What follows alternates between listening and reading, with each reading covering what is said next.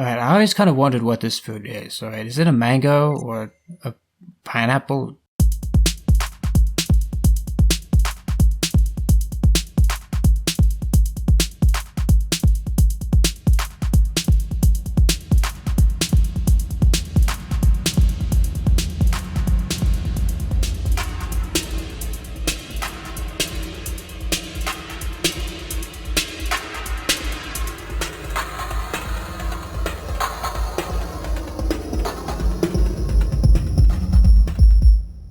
That was the first thing I ever made in FL Studio. I like to call this little beat, this little icebreaker of sorts, Noob Drums. It's literally just one pattern looped 16 times. Alright, it's literally the default 808 instruments that FL Studio opens up with, which they're not actually 808s, at least the kick isn't. Also, what's this? What was this here? Get rid of it. I made it on November 26th, 2021, which is a year ago as of the recording of this. And to say I've come a long way since this would be an understatement. Something to note is that this isn't the first bit of music I've ever made in my life. Far from it, in fact. I released my self-titled album earlier this year. It's my debut, and it consists entirely of music I've made in high school, right? And I used a sort of browser-based entry-level DAW called Foundation Studio. This does look a little different from what I used back in the day, but it is what I used to make the music on this album. Not to mention the work I did on Online Sequencer, which dates all the way back to 2014. And going even further back into 2013, I literally used to make music with Audacity. I definitely do not recommend trying to make music like this, alright? But I still managed to make it work somehow, alright? I'm not new to music. I like to consider myself fairly alright with composing music and arranging it. It's just that I've never used a DAW like FL Studio before, at least a professional one. Now, some may question my DAW of choice here, and I could go on about my reasons for choosing FL over other DAWs like Ableton, but that's all besides the point. I chose FL, I'm using FL, and in the year since I bought it, you bet your ass I used it. Not too long after I made Noob Drums, after I tried to learn a little more about the program, I decided to come up with a sort of template, which is what you're seeing right now. This is where I created a whole bunch of instruments to use across many different songs to try and save time or something. I wasn't planning on making an entire album out of this template, hence why it's honestly not the best constructed. It's a little bit rough, but it's something, alright? And I used this template to make my first actual song in FL Studio, which you're seeing it right here. As you can see, I tried to organize all the leads and the pianos and keys and the backings in the respective areas and the bass and the drums. And for this song in particular, I even created a little drop down with the group to hide all my automation. So at the very least it was somewhat organized, if not a little tedious to make. I don't really have a name for this song, alright? The song was honestly just a test run for my ideas, and while I am glad I made it, it wasn't really all that good. I might release this as a bonus track someday, but I'm not exactly proud of it, so you're not gonna see this on the album.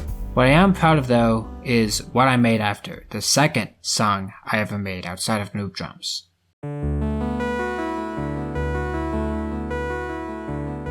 Some of you guys may recognize this from my Conquer Map Parkour Zenith, alright? It was the song I opened it up with. Although others may recognize it as my outro music.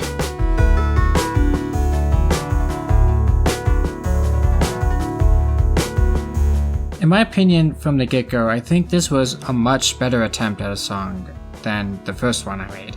It has more energy, it's much catchier, it's got progression, it has parts. It's just a solid one, alright? And this time I am proud of it, enough to actually give it a name. And so it is that I dubbed the title of outro music, because I think it would be funny if I started my album with an outro theme of sorts, alright?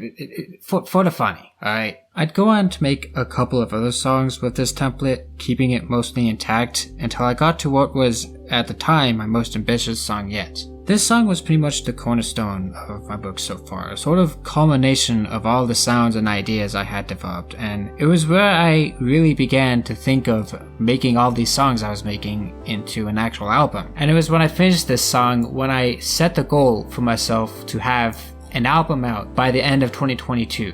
Old school nostalgic gamer music was sort of the idea I had when making the songs that would later go on this album. And this was the song that really cemented that for me. It was also the song where I really started to hate this template that I made. Up until now, I pretty much chose to stick to this template like hot glue. And I kind of made it more of a chore to make music than it should have been. Like with this template, I'd have like the bass here, and then I'd go all the way down and have the lead here. And then I guess I'd put in the drums up here, and then all the way down back here, I'd put the backing. And what would eventually happen is that I'd end up having to scroll up and down a lot, and I couldn't really see much of the project without maximizing and covering up all the other windows I needed, like the channel rack and the mixer. Not to mention the automation, which I tried to hide in these little areas. It did help create a somewhat organized sort of thing from the get-go, which could be useful for other people trying to look at it and try to figure out what's going on. But at the end of the day, like, not only was it hard to like navigate the thing, but it was just getting kind of annoying to like I was wasting more time trying to organize it than actually trying to make music. Ultimately, it just felt like I was limiting myself to this template and to these instruments in particular. Alright, it just wasn't worth it. So going forward, I would keep using this template, but more as sort of loose guidelines instead of like law. Alright, like I would no longer organize anything like this. Like this is one of the last songs I've made on the album. Actually no, it's the last song I made on the album. It's the longest one, it's a doozy, alright. And by this point I just have automation everywhere, and the bass track is in the piano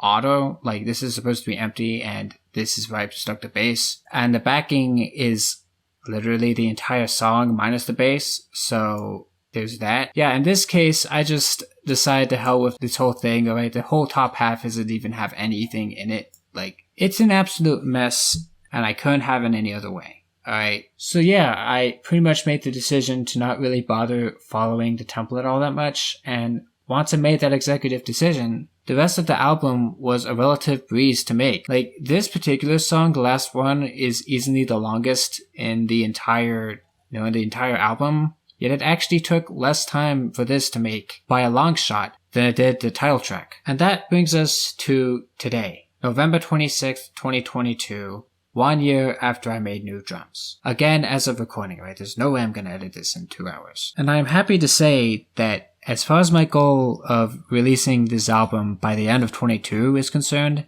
I'm probably going to meet it. Alright, I finished all the songs I planned to make for the album, and that even includes mastering them, alright, which that was an experience, right? Mastering is completely different from mixing. I decided to call the album Rose Poly, which is short for, I guess, rose tinted polygons, because, you know, it's nostalgic gamer music or something. The plan is to release it on the 23rd of December, so by the end of the year, just in time for Christmas. If you ask me, considering that it's literally only been a single year of me poking around in this thing, and I've already made something like this, I feel like I'm on track towards making the music I've always wanted to make. And with that said, I'm going to leave you guys with my personal favorite off this album, Moon Breeze.